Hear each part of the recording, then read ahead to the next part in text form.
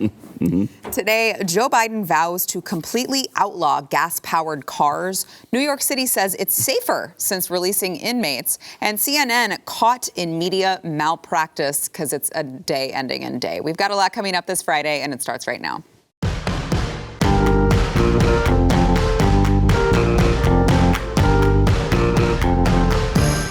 I keep forgetting.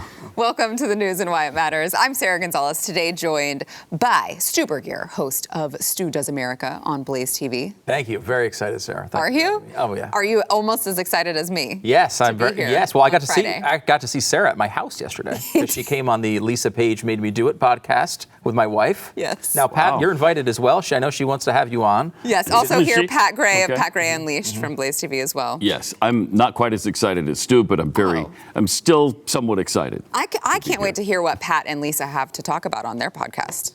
Maybe scrumptiouscookie.com. Maybe. I would think that would be a good place to go. Just throwing it out there. Okay, so really, before we get to the news, Pat's wife has a cookie company and makes the most insanely delicious cookies. They're unbelievable. And I told him, please stop bringing them up here because I keep eating them. And it's become a problem. We did find out before the show, only 12 calories per cookie. Yeah. Yeah, they're very low in calories. That's not scientifically. No, I'm estimating. Okay. And I estimate 12. Okay, rounding. Yeah. Rounding a little bit. Rounding up, I think, because I was thinking 9, and then I thought, no, maybe it's about a dozen.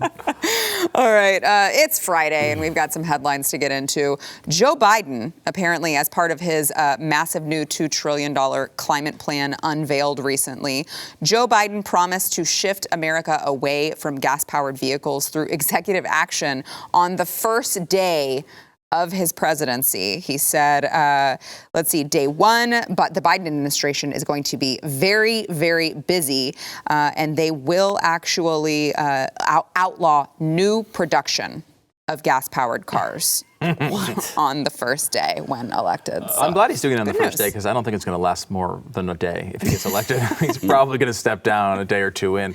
That's an amazing promise. First of all, I don't think there's a constitutional role for a president to just, by edict, say you can't build gas-powered cars. That's not a thing. But he would have to know what the Constitution is in order to go by the Constitution. It's a fair point. It's an amazing, because I remember back in, I guess it was the late 90s, mid to late 90s, and, as we were approaching the Al Gore run for the presidency, conservatives went back and dug through some of his writings and found in one of his books talking about the environment that he wanted to get rid of the combustion engine. And it was a big issue. Like, people were like, what? Like, that's insanity. What do you mean you want to get rid of the internal combustion engine? That's not a thing. It's not, that's not going to happen. Now, here we are. Everyone says, the slippery slope and things keep moving in a progressive direction. Now it's barely even talked about. I mean, he wants to make cars illegal, at least as we traditionally understand them, and no one seems to bat an eye at it. I know during the primary, they tried to bolster their climate plans and make them more and more ridiculous. This is Biden coming to the middle for a general election. That shows you how crazy these people are. That's terrifying. Pat, now, just to be clear, he is developing the standards that would essentially outlaw the gas-powered vehicles, right? So he's not coming out and saying, I'm banning all gas-powered vehicles, new production of gas-powered vehicles. He's moving to develop the fuel economy standards to where none of the gas-powered vehicles would fit under the current criteria. So that's a lot like what Barack did for the coal industry, where you can do a coal-powered plant if you want to. You're just going to go bankrupt because I'm going to place the restrictions on you that won't allow you to do business. Well, it's the same with the auto manufacturers. And again, it's not constitutional. That can't happen. But I bet in the run-up, if it looks like Biden is going to win, Tesla's going to do quite well in their stock prices. And they're already doing weirdly well right now for no apparent reason. It's the biggest, most valuable car auto manufacturer in the world. Like, what? Over Toyota. Yeah, over Toyota, over Ford. They don't sell, I don't think they sell 1/10 the vehicles. No. And for some reason, they've skyrocketed. Even, was it last year when Elon Musk, who's just a bit of a strange cat, said, the stock is way overpriced. way way over. And then it fell after he said that for a while, but it's back up, and it's back up a lot. Do you get the Tesla rage? I don't get it. I mean, I think they're cool cars, and both Stu and I got a chance to drive the P90, I think it was, a couple of years ago. Did you? It's amazing. I mean, it's like a rocket. It's really cool. It's a rocket. I mean, it goes 0 to 60 in about 3 seconds, right? 3 seconds. I mean, the or price less, tag is there too, though. Oh yeah, it's not cheap. You're paying for that. Yes. Well, and luckily we all get to pay for it through our taxes for everyone Right. who wants to buy one, Right. which is a really nice thing. Right. I really like that a lot. That's the part I hate about it. I mean, look, Musk is an interesting character. Like, I mean, here's a guy who is literally taking his billion-dollar fortune to not only build electric cars, but also build spaceships to escape global warming. That's how liberal he is. And yet he comes out with one moderately passionate view that agrees with Donald Trump, and the left completely turns on him. Yeah. And now they hate his guts for some reason. There's nobody more dedicated to ending global warming than Elon Musk, right? Like, this guy's actually doing something. Yeah. He's not just hashtagging stuff. And He's trying to find us another planet to live on. I mean, that's dedication. Dedicated. Yeah. That is pretty dedicated. Yeah, it is. Although I will say he did jump on the Kanye train for like the 10 seconds that Kanye was. Yeah, he Well, did. yeah, but yesterday Kanye registered in Oklahoma, so what now I is think he that? is doing it again. I don't know. He also jumped on the Amber Heard train, if you will. Did he? Yeah. He was seen coming and going multiple times into the Johnny Depp penthouse, but only Amber was home at that time. Oh, really? I'm sure it's just a coincidence. I'm sure he was there for a They meeting with probably Johnny. were talking about global warming. Yeah.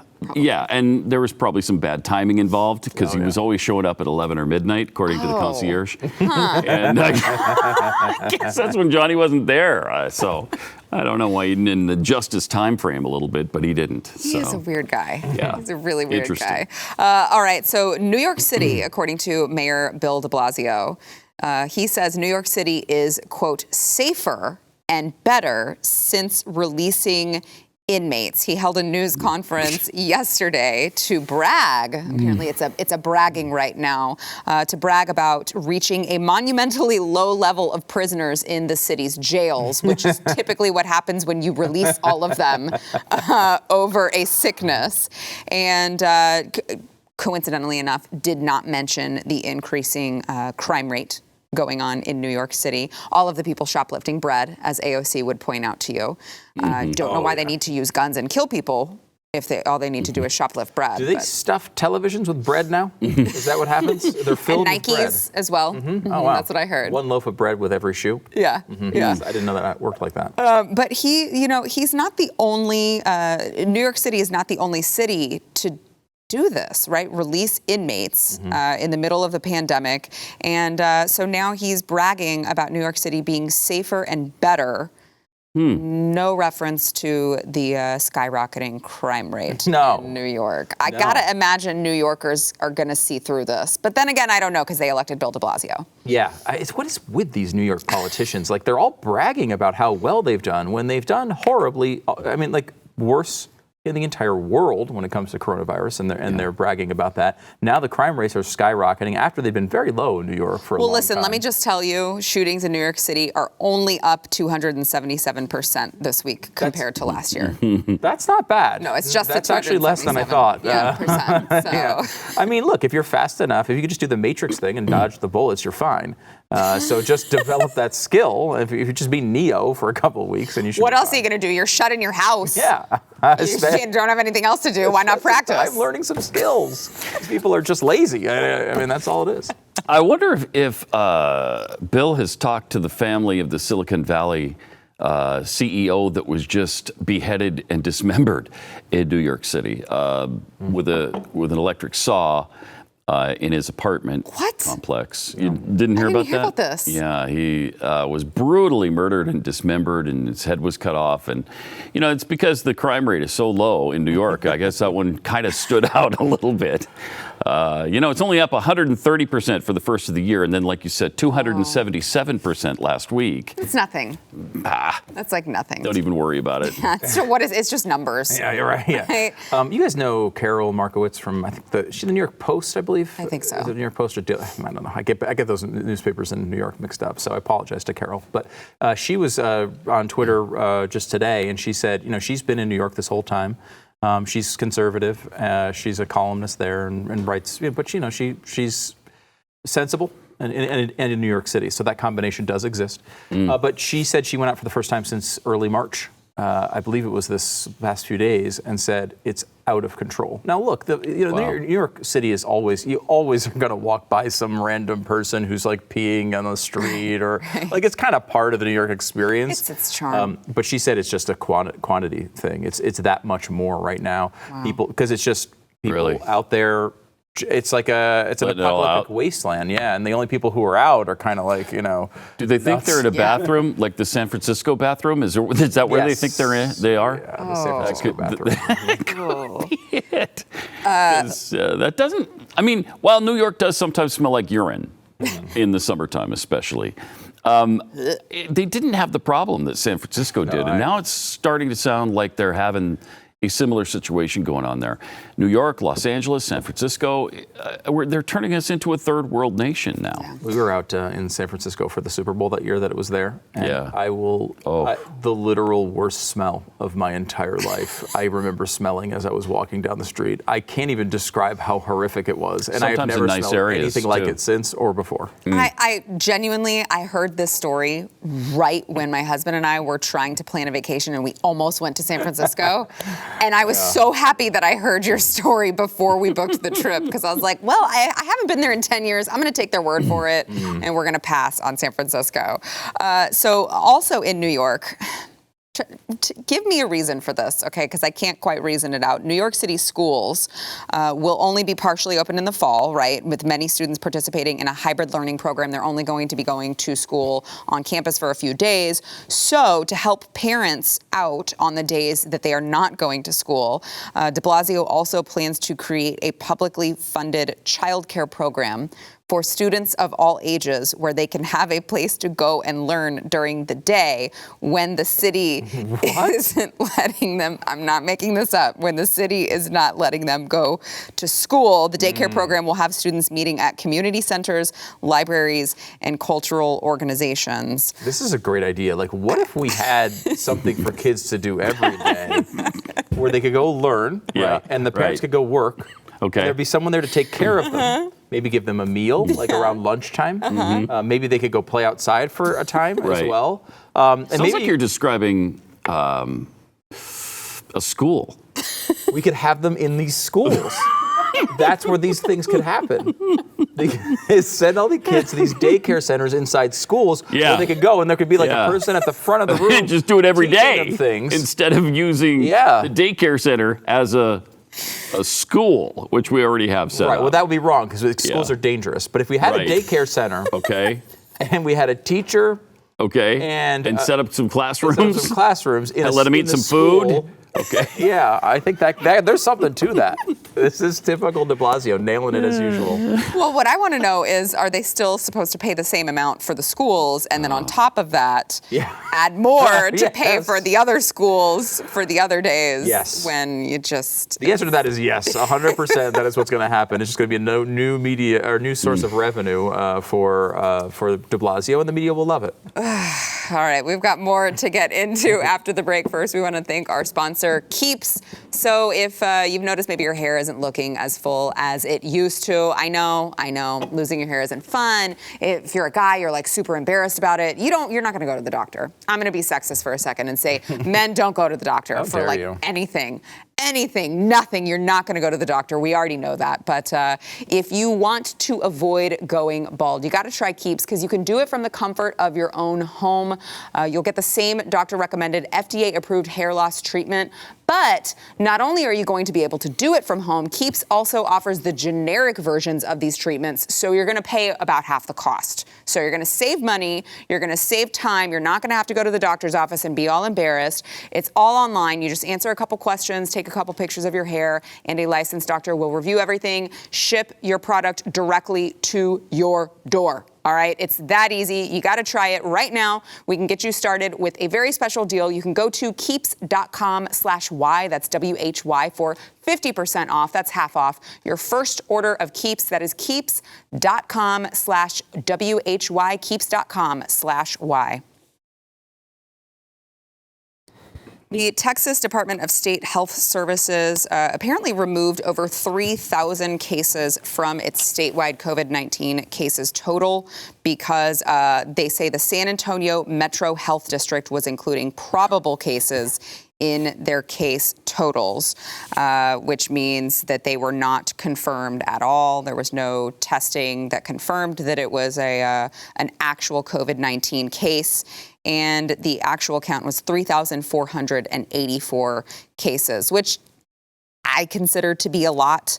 I also know that it was not just San Antonio and Bexar County that is doing that. I did just recently see there was a Collin County meeting that was videotaped, that I watched the recording, and it was an official from the health department who came in and said this is how the cases are being counted, either confirmed or probable based on, the symptoms. Did you watch that? Yeah, I actually did. So that was from May.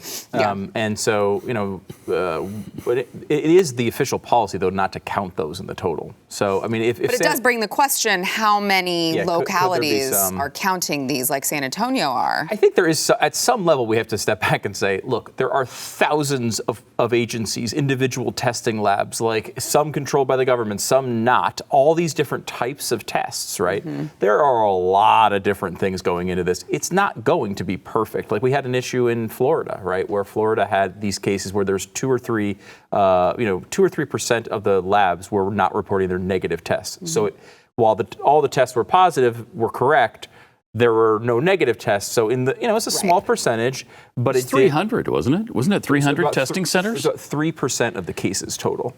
But they reported 100% positive rate. It was like rate. in the 90s or 98%. Yes, yeah, it was like 98. I mean, but again, when you look at it, and how then that would oops, we meant 9.7. Right. But when you look at how it would affect the actual positive test percentage, it's it makes basically no difference, and it's still rising either way. Look, are you the son of Dr. Tony Fauci? Yeah, that's Well, because here's my question but how does it even get to be counted? Like what reason scientifically would you go, what would be a good idea is if we have absolutely no idea if this is a case, but we definitely count it in the caseload? But okay. Here's one for you. Okay. I mean, we're shutting down the economy over it, so I feel like it should be pretty accurate. We always go to that, right? And as you know, I do not agree with shutting down the economy. However, let's stop and think about probable cases. He's a He's Fauci an apologist for Fauci. He's a Fauci apologist. Yeah. One of the reasons they added probable cases, for example, in Texas, is because a bunch of new tests and types of tests came on the market. So the ones that they had initially as confirmed cases, they didn't include those other tests in the confirmed cases. They included in the probable because they didn't go through all of the levels of approval to go down that road. So like if I live in a house and my wife has COVID-19 with a positive test, and I come in with heavy coughing and fever and a positive test from a non-approved testing outlet, is that a confirmed case? Not until I get the official test. It's not. Mm-hmm. It's a probable case, and it's not included in Texas numbers. Is that appropriate? I think it's totally appropriate. They think now that MIT did a study that they think that the death toll across the world is about 50% higher than has been currently recorded. There are tons. I don't believe that. Well, I don't believe it. I mean, I think it's very likely. For example, you can look at, and we've talked about this. When did he become deep state? I don't know. This is what I want to know. It's been a little while. I've noticed it over the last few weeks. Again, so there are legit skeptics, right, that look at all these numbers, right? Mm-hmm. And what they say is I don't believe this is true at all, to be clear, but they'll knock off 30,000 deaths off the death toll, right? They'll say 30,000 of them shouldn't count. okay, 110,000 people died from COVID-19. Not crazy, not a good thing. That does not mean, as I've said multiple times, does not mean we close down the economy. We can't. We can't shut down our civilization when people die. However, what we can do is try to minimize the amount of people who die until we get some way of treating this and it goes away. I think that's a fair way of looking at this. And I think a lot of times people take it, and because it's true, by the way, this is not something that's wildly irrational. When people say COVID-19 is bad, what people hear is, we want to shut down the economy, we want to blow it up so that Donald Trump doesn't win. About 90% of people out there on the media are doing it for those reasons, right? Like they do look at it as they want control and they want to shut down the economy and they want the politics to come out their way. That being said, it's still not a positive. It's not like a massage. COVID-19 and massages are totally different. I would say COVID-19 considerably worse. That's my opinion. Really? That's the Dr. Fauci opinion.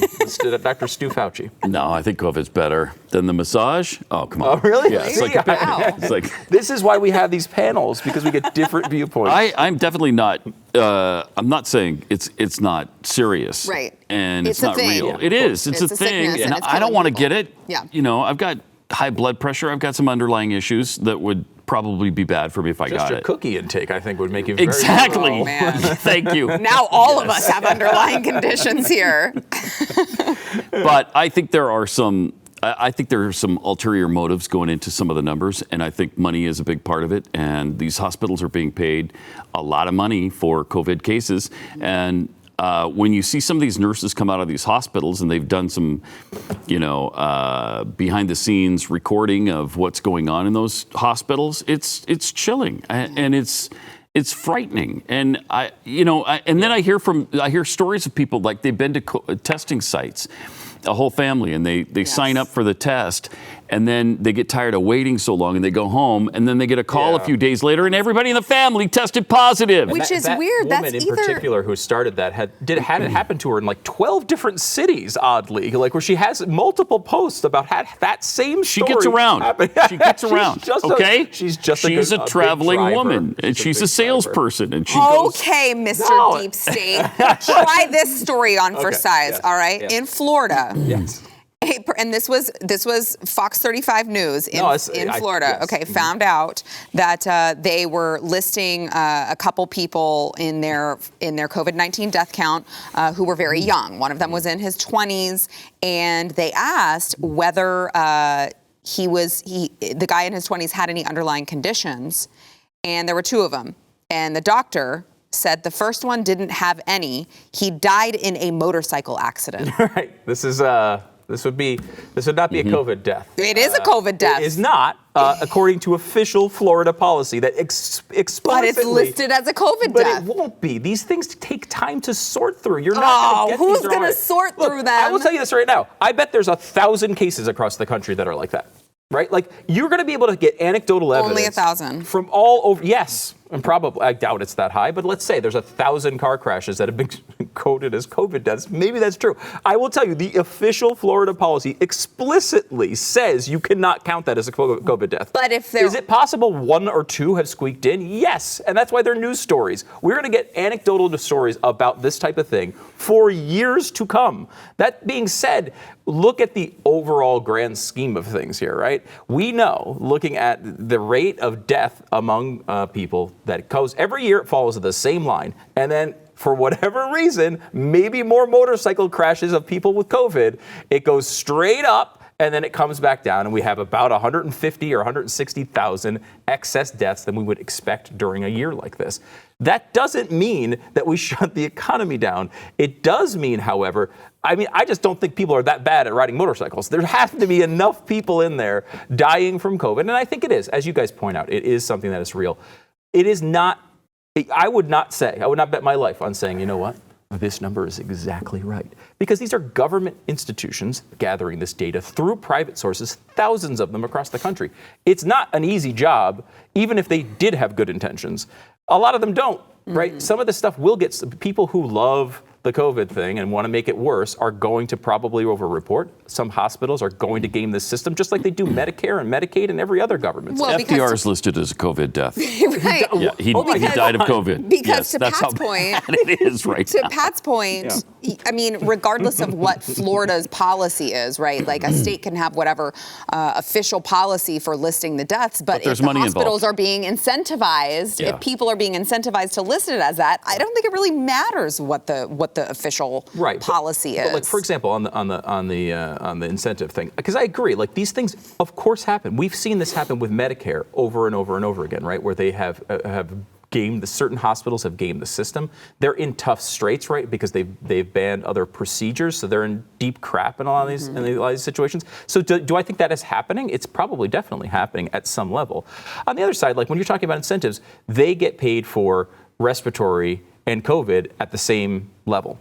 Now, they're both bonuses over a normal treatment, right? So if you put someone on a ventilator for another thing, right, you would still get, because that's how Medicare pays. They pay on a flat number for each particular type of procedure. So again, someone gets thrown on a ventilator, it's like Barack Obama used to say, right? Like the tonsil thing. There's piles of tonsils all over the place because these doctors want to take tonsils out because they get these extra payments. That was the same type of argument. And I think it actually does happen. It's true.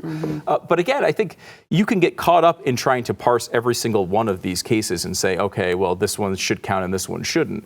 The general scheme of this is it's been pretty bad. And, you know, we've tried to, I think we've spent a lot of time focusing on it. And still people are dying, and still we're going in the wrong direction. I think it's hard to deny. We now are at the point with Florida and Arizona and Texas where it's not just cases going up, it's deaths again. And I really hope I'm getting to the point now where I'm getting frustrated enough with this. I'm just like, I just hope they come up with a magic pill. Like I'm at the point where like capitalism eventually comes up with a magic pill and we're all fine. And I really hope that happens soon because I'm getting sick of this. Well, we have more coming up with myself, Pat Gray, and Dr. Tony Fauci after the break. First, we want to thank our sponsor, well, look, I mean, I've been also voted sexiest man of the year. So I missed that. It was an online poll. Very scientific, I'm sure. Yeah, it was in a closed private group. So with your wife? Rough greens. No, mom? My wife did not. So if you are a dog owner, you know, you love your dog. Here in the United States of America, our dogs are part of our family, unlike over in Wuhan, China, where they don't love their dogs as much as we do, right? But we want to feed them well, okay? We want to take care of them. We want to make sure that they stay healthy and live long, healthy lives. The way to do that is to use rough greens, because any dry dog food that you're feeding your dog, it's already, all of the good stuff in it has been killed. I can't get past your Wuhan joke. I don't know what you're talking about. Okay. It was not a joke. It was good. very serious. No, it's true. We do. It's a serious comparison. No, it is. They don't like their dogs as much as we do. Oh, okay. Is that another online poll? Is that how you figure that out? They use the rough greens on top of when they cook them. Well, anyway, so rough greens, it brings back all of the nutrients that you're missing from the dog's food, from the dry dog food that they've already killed, all of the vitamins, minerals, antioxidants, probiotics, omega oils.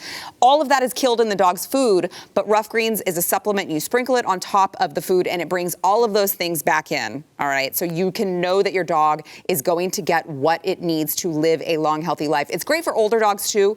It's going to improve their joint mobility, just help them live out their older years better and more comfortable. And if you have a picky dog, they don't eat the food. Or either of your, mine's really picky. Really picky. Yeah. I know Glenn's is. I'm like, it's 4 p.m. and I'm like, you haven't even eaten your breakfast, girl. Right. She used to take all day to eat her food. Now she gobbles it down in one sitting. That's exactly how mine is as well. So if you got a picky dog eater, that's so annoying. You're like, dog, you have the best life ever. Eat your freaking food that we're serving you every day, all right? Or if you just want your dog to stay healthy, you can go to roughgreens.com/blaze. Get a 14-day jumpstart challenge for $14.95. You will see the difference in your dog in 14 days or less. All you have to do is go to roughgreens.com/blaze. That is ruffgreens.com/blaze.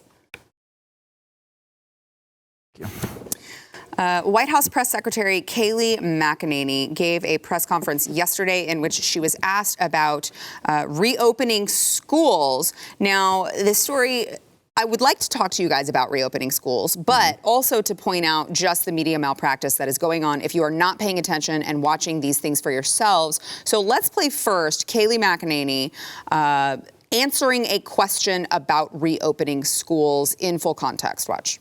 You talked about earlier with school districts, but we're seeing more school districts, at least in Virginia, for example, last night, deciding to go online only. What does the president say to parents out there who are now going, okay, what do I do with my Your kids? kids, and they should all the die. president has said unmistakably that he wants schools to open, and I was just in the Oval talking to him about that. And when he says open, he means open and full. Kids being able to attend each and every day at their school. The science should not stand in the way of this. And as Dr. Scott Atlas said, I thought this was a good quote. Of course, we can do it. Everyone else in the Western world, our peer nations, are doing it. We are the outlier here. The science is very clear on this. For instance, you look at the JAMA pediatric study of 46 pediatric hospitals in North America that said the risk of critical illness from COVID is far less for children than that of seasonal flu. The science is on our side here, and we encourage for localities and states to just simply follow the science, open our schools. It's very damaging to our children. There's a lack of reporting of abuse. There's mental depressions that are not addressed, suicidal ideations that are not addressed when students are not in school. Our schools are extremely important. They're essential, and they must reopen. So I thought that was a pretty comprehensive answer, right? She said, my God, what do you want now, Tony? I can tell what they're jumping on here. Right, can't you? Right, because as soon as she says it, you're like, Yeah. okay, that's going to get taken out of The context. science can't get in the way, Right. which is not the way to phrase that. It's not, but if you listen to the full quote, she obviously didn't mean that. She went on to cite studies and say the 100%. science is behind us. Yes, and It's she also just the slip of the you tongue. could take the science won't get in the way, meaning the science is good for us, so it won't be in our Exactly. way. Which is, I think, what she meant. Exactly. You know, if you want to be critical of her, and I think she's actually done a pretty good job. She's I think she's been great. better than I would have expected. She was never my favorite guest on Yeah. CNN or whatever, but she's done a good job. I think Exceeded my expectations for sure. I would agree with you on that. You're a press secretary, though. You have to know this is. You have to. I mean, it was just a flub, but she clearly in context you could tell what she meant, and anyone who's taking it out of context is obviously just BSing to score another point on Trump and get some retweets. Well, I'm sure you guys will both be shocked to hear that one of those people was Jim Acosta, CNN. He just tweeted out the White House press secretary on Trump's push to reopen schools. The science should not stand in the way of this, period. End quote. That's it. That's the end of the tweet. Yeah, what's the right way to say that? The scientific evidence we have so far is not going to stand in the way of this, right? That's what she meant to say. Right. It's, again, typical Jim Acosta. Yeah. That's exactly what you'd expect. He's a Acosta to do douche. with that. It wasn't just him. we all know Of course, it's, the Washington Post, all of the typical places you would think to see that from. And then there were a lot of headlines that were written that way that they know that the people that they are catering to are too stupid to actually click on the link. So they have the link of the story saying, reading that headline with just that quote, nobody's clicking on the link. Yeah. And so they think that it's totally fine. And you can't let that happen if you're the press secretary. I mean, your job is to get that as precise as possible. However, there's not been a lot of examples of her doing that. I mean, she's been pretty good so far. And I think they're still she's going to the hit her for best something press else. secretary since Ari Fleischer. She's been great. Yeah. I think she's been great. And they're pissed at her because she throws it back in their face. Yes. They should be sacred. They should be able to ask her and beat on her and harass her all day long. But if she comes back at them, they're offended. So it's great to see. I love it. Yeah. I love it. So Dr. Fauci, what do you think about the reopening schools, about Trump's push to reopen schools? I think they should close all buildings in the United States for the next 12 years. That's where I am right Only now. 12? What about after they come out with the vaccine? Still close them? I still close them. Even if we come out within 6 weeks, we still close them for 12 All years. buildings. All buildings. Every building. All buildings. We should all live outside. I don't think that's too much to ask. Look, it's a tough time. No, I'm totally on board with opening schools. I mean, I think, there are some concerns, right? The concerns largely not with the children. The concerns are going to be with your janitors and your teachers and your staff, which might tend to be older, right? At schools, it does tend to happen. So, but they've said the kids pretty much don't pass on the disease to others. And that's why, look, I think if I'm a teacher and I have an existing condition with a weakened immune system, I think they should probably have the option to say, hey, I'm not coming right now. I think that's a totally fair thing.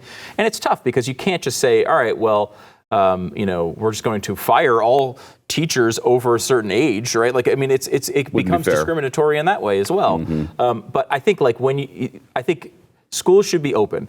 They may need to be more innovative, right? Like there's been this one suggestion, which is kind of interesting, where you'd have a younger aide essentially in the room with the kids, and a teacher, if they're in this situation where they have a pre-existing condition of some sort, they zoom in to teach while you have a physical presence still there. I mean, look, we're in the South. I like that. There might be outside situations that work for a lot of kids, so you're not packing everyone in as tightly. I think adjustments like that are totally sane. There's a school around here that is doing face shields for kindergartners. Stupid. Kindergartners and masks for every kid all day. Absolutely not. And it's like, I don't think that's even healthy. I don't think. I mean, look. It also is going to spread more germs because the kids are going to be messing with their stuff. And then they're going to take it off and they're going to put it on the desk and then they're going to pick it back up after it's been contaminated. It's also unnecessary, right? It is. I mean, like especially in a place like Florida or Texas, where you could throw up there's a $400 tent on Amazon you could fit an entire class in. Throwing them out there. Are you saying our children should go to school in a tent? That would be fantastic. I would love that. If you were a kid, you'd freaking love that. That would be fun. There are ways you could do this, and I think they're also just going to have to try it. I mean, sometimes people bring up places like Norway and Denmark who are doing it, which is great, although they never really had an outbreak. We are at a different place. I mean, I do expect we will have schools with big outbreak numbers of cases.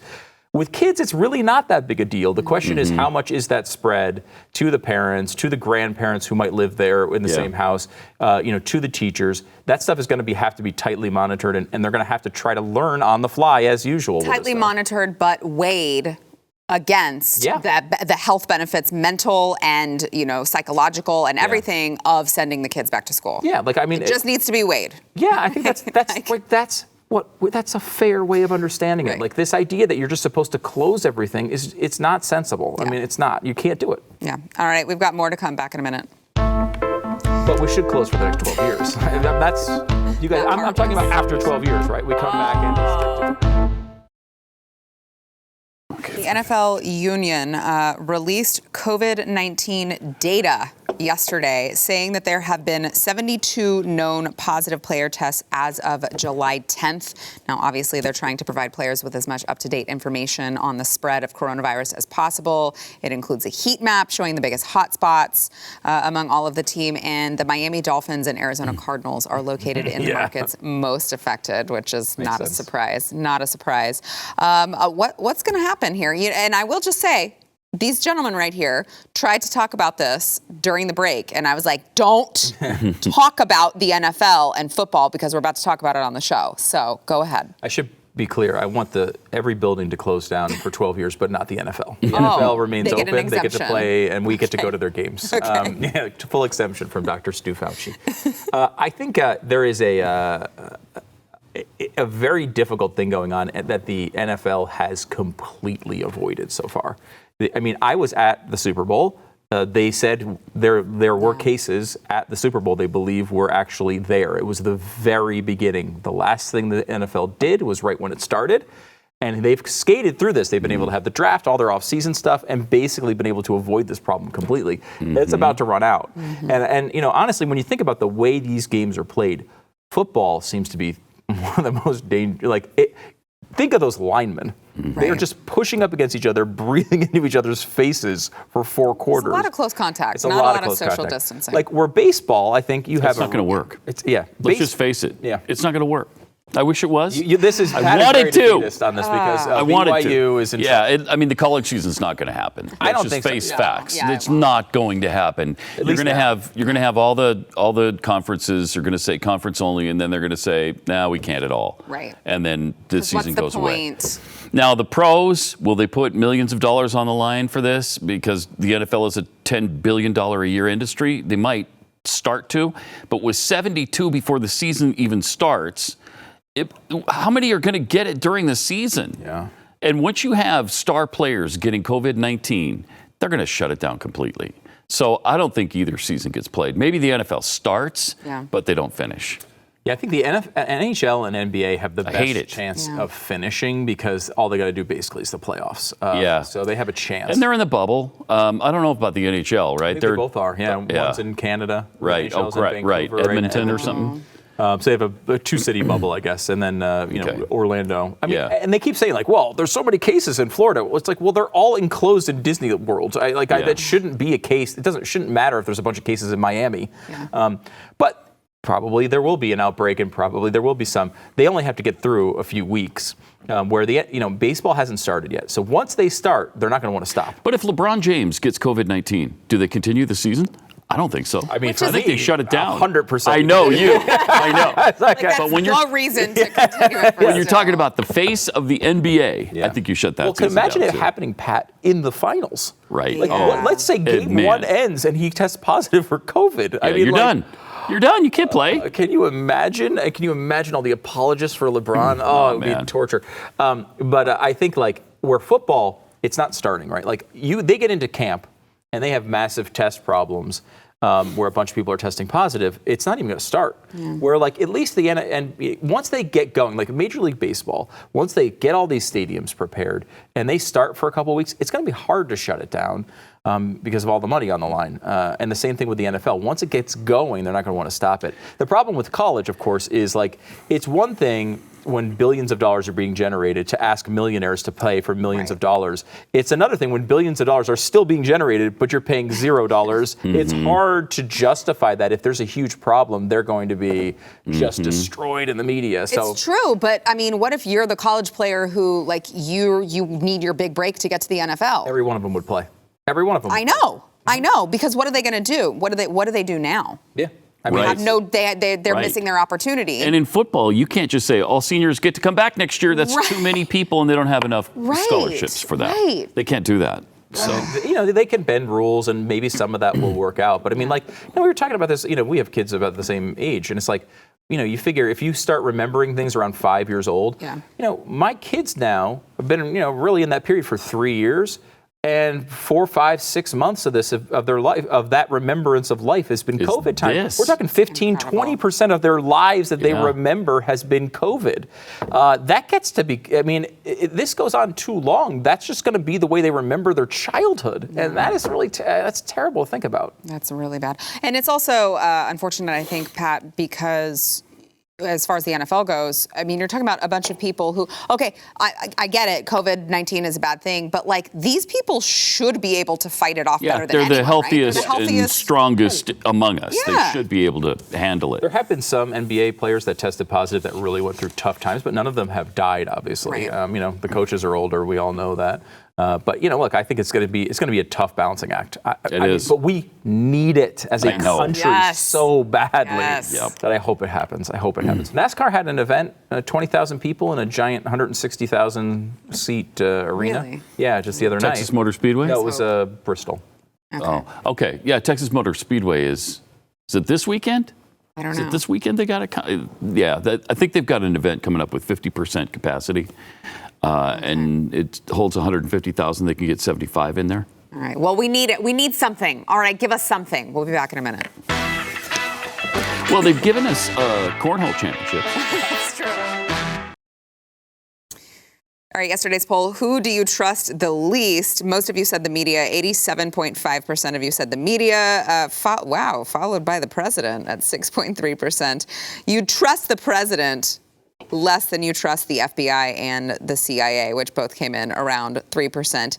Interesting. You guys are an interesting bunch. Today's question, which state is the worst place to be during COVID? Which state is the worst place to be in during COVID? New York, Texas, California, or Florida?